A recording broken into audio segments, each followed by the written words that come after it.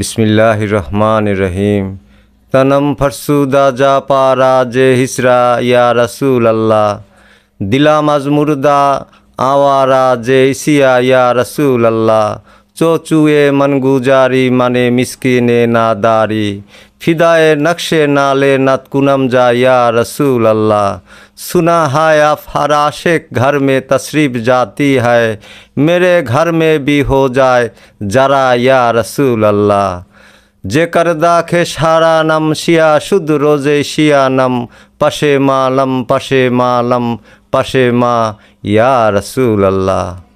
আল্লামা জামির এই কালামখানি পাঠ করে আমি মহানবীর হাদিস নিয়ে যে একটি বিতর্ক এবং বিভিন্ন রকমের যে অপকৌশল করে হাদিসের 12টা বাজিয়েছে তার আমি একটি নমুনা আমি আজকে পেশ করতে যাচ্ছি।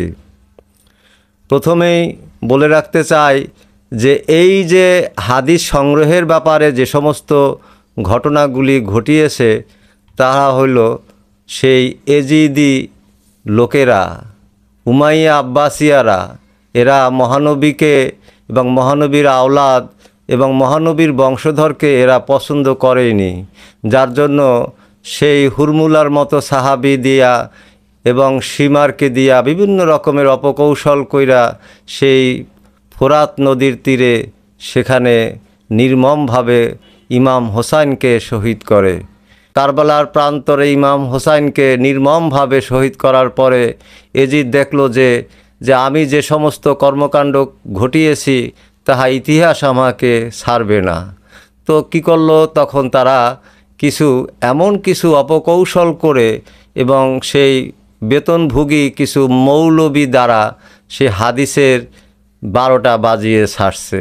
তারই একটি নমুনা আমি এখানে আপনাদের সামনে পেশ করতে যাচ্ছি। সেই মিথ্যা হাদিসটি হলো এরকম যে 10ই মুহররম নিয়ে। 10ই মুহররম ইমাম হোসাইনের কারবালার প্রান্তরে শহীদ হয়েছেন। 10ই মুহররম আদম হাওয়ার দোয়ার কবুল হয়েছেন।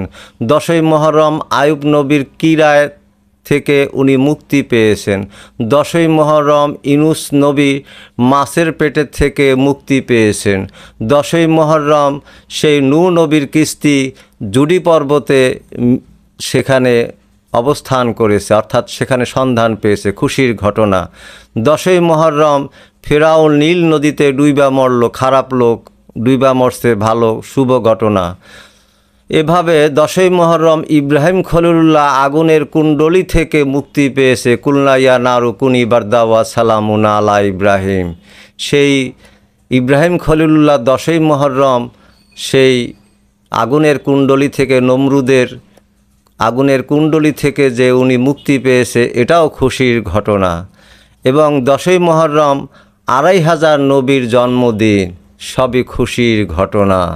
এই এতগুলি খুশির ঘটনার মধ্যে সেই ইমাম হোসাইনের কারবালার প্রান্তরে 10ই মুহররম যে উনি শহীদ হয়েছেন, এটাও খুশির ঘটনা হিসাবে চালিয়ে দেওয়ার জন্য সেই অপকৌশল।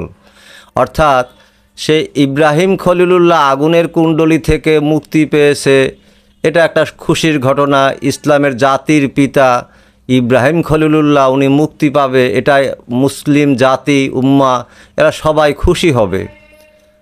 এবং আয়ুব নবী সেই কিরা থেকে যে মুক্তি পেয়েছে, সেটাও তো একটা খুশির ঘটনা। ইউনুস নবীর মাছের পেটের থেকে মুক্তি পেয়েছে, এটাও খুশির ঘটনা। নূহ নবীর কিস্তি জুডি পর্বতে সেখানে পাওয়া গেছে, অর্থাৎ সেখানে তারা সেই অনেক ঝড় তুফানের মধ্যে সেখানে সে ভিড়ছে, এটাও তো খুশির ঘটনা। এভাবে 2500 নবীর জন্মদিন, এটা তো অনেক খুশির ঘটনা। 2500 নবীর জন্মদিন একই দিনে 10ই মুহররম, খুশির ঘটনা না? তো এই খুশির ঘটনাগুলি চালিয়ে দিয়েছে কার সাথে? ইমাম হোসাইন কারবালার প্রান্তরে নির্মমভাবে এজিদ যে তাকে কতল করেছে, তাকে শহীদ করেছে, এটা খুশির ঘটনা হিসাবে চালিয়ে দেওয়ার জন্য এই উমাইয়া আব্বাসিয়াদের যে চক্রান্ত, সেটা স্পষ্ট হয়ে যায়। কিভাবে?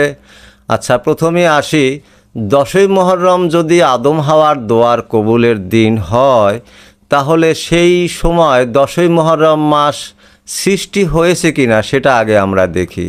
আরবি মাস কত হিজরি চলে একবারে সুস্পষ্ট হয়ে যায়।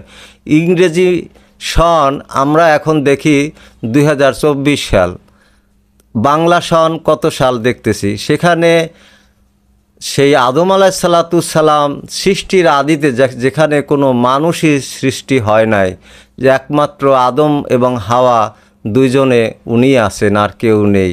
তাহলে 10ই মুহররম কোথা থেকে এরা পেল? 10ই মুহররম সেই হিজরি শান সেই কোথা থেকে এরা নিয়ে আসলো? আরবি মাস কোথা থেকে মুহররম মাস নিয়ে আসলো? শাওয়াল আরবি এরকমভাবে যে 12টি মাস তারা কোথা থেকে নিয়ে আসলো? ভাবতে অবাক লাগে যে এরা আরও কত কিছু যে এরকম হাদিসের মধ্যে মিথ্যা হাদিস তারা ঢুকিয়েছে, এত কিছু তো বর্ণনা এই ভিডিওতে সম্ভব নয়, তথাপি আমি একটু নমুনা মাত্র তুলে ধরছি। সেই সময় মানুষ নাই, কে লিখে রাখলো 10ই মুহররম? মুহররম মাসই তো নাই। কাগজ পাইল কোথায়? কাগজ নাই, কলম নাই, মানুষ নাই, জন নাই, কোনো নাই, কিছু নাই। সেখানে 10ই মুহররম আদম হাওয়ার দোয়ার কবুলের দিন 10ই মুহররম, আদম হাওয়ার দোয়ার কবুলের দিন 10ই মুহররম। কি আশ্চর্য ঘটনা এটা আমরা দেখতে পাই। সেই ইউনূস নবীর মাছের পেটে থেকে মুক্তি পেয়েছে, একজন নবী মাছের পেটে থেকে মুক্তি পেয়েছে, খুশির ঘটনা। এবং ফিরআউন খুব খারাপ লোক ছিল, সে নীল নদীতে ডুইবা মরছে, এটাও খুশির ঘটনা, কারণ খারাপ লোক যখন মারা গেছে খুশির ঘটনা। তো ইমাম হোসাইনকে সেই ফিরআউনের সাথে তুলনা করছে, নাউজুবিল্লাহ। সেই ইমাম হোসাইন কারবালার প্রান্তরে নির্মমভাবে শহীদ হয়েছে। কত বড় জঘন্যতম হীন চক্রান্ত করে ইমাম হোসাইনকে ছোট করার জন্য এটা তারা করেছে। এখন শুরু হয়েছে মহানবীর নিয়া শুরু হয়েছে। মহানবীকে এরা এভাবে বলতেছেন যে মাটির তৈরি, নাউজুবিল্লাহ। অথচ সূরা মায়দার 15 নম্বর আয়াতে আছে, কোদে জাকুমিনাল্লাহে নূর আ কোরআনুম মুবিন, আমি তোমাদের জন্য নূর এবং সাথে সুস্পষ্ট কোরআন পাঠাইলাম। এই নূরকে স্বয়ং মুহাম্মদুর রাসূলুল্লাহ সাল্লাল্লাহু আলাইহি সাল্লাম এবং সাথে সুস্পষ্ট কোরআন পাঠিয়েছে আমাদের জন্য। আমরা এই উমাইয়া আব্বাসিয়াদের তালে পড়ে এখন উমাইয়া আব্বাসিয়াদের মতো আমাদের দেশের কিছু ওয়াহাবি মাওলানারাও তারা শুরু করছে মহানবীর শানে, এবং ইমাম হোসাইনকে তারা দেখতে পারে না। এজিদকে বলে রাদিয়াল্লাহু আনহু, মুয়াবিয়ারে কয় রাদিয়াল্লাহু তাআলা আনহু, এবং তারা বিভিন্ন রকমের অপকর্ম অপকৌশল করে ইসলামকে 12টা বাজিয়ে ছাড়ছে এরা। যেখানে মহানবী বলতেছেন যে হোসাইন মিন্নি ও আনা মিনাল হোসাইন, হোসাইন আমার থেকে, আমি হোসাইন থেকে, সেই হোসাইনকে কতটা ছোট করা যায় সেটাই তারা চেষ্টা করতেছে। আনা এলমুল মদিনাতে আলী বাবুহা, আমি যদি জ্ঞানের শহর হই তাহলে আলী তার একমাত্র দরজা। আলী এবং আমি এবং আলী একই নূরের 2 টুকরা, মহানবীর হাদিস। সেই হাদিস কোথায় এখন? সেই হাদিসের এখন আর প্রচার হচ্ছে না। আবার মানকুন্তু মাওলা ফাজা আলীও মাওলা, আমি যার মাওলা আলীও তার মাওলা। তো এই হাদিসগুলি আমরা এখন আর পাই না। পাই কিছু হাদিস এমন মিথ্যা জাল হাদিস যেগুলি ইসলামের 12টা বাজিয়ে 13টা ঝুলিয়ে ছাড়ছে তারা।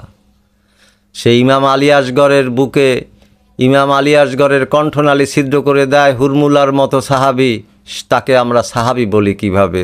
যেখানে ইমাম হোসাইন শেষকালে যখন উনি হাত জাগায় বলছিলেন, আলাম তাসমা ওয়ালাইসা ফিকুম মুসলিমুন, তোমরা কি আমার কথা শুনতে পাও না? তোমাদের মধ্যে কি একটি মুসলমানও নাই? সেখানে সেই বিষধর সাপ ব্যাং বিচ্ছু বিভিন্ন প্রজাতির, সেই বিষধর প্রজাতির সাপ ব্যাং বিচ্ছু এসে সেই ইমাম হোসাইনকে বললেন যে আমাদেরকে আপনি হুকুম করেন, আমরা আপনার হয়ে সাহায্য করব, আপনার সাথে যুদ্ধ করব। ইমাম হোসাইন বললেন, না, তোমাদের সাহায্যের প্রয়োজন নাই। আমি আমার নানার উম্মতদেরকে একটু, আমার নানার সাহাবীদেরকে আমি একটু পরীক্ষা করছি মাত্র।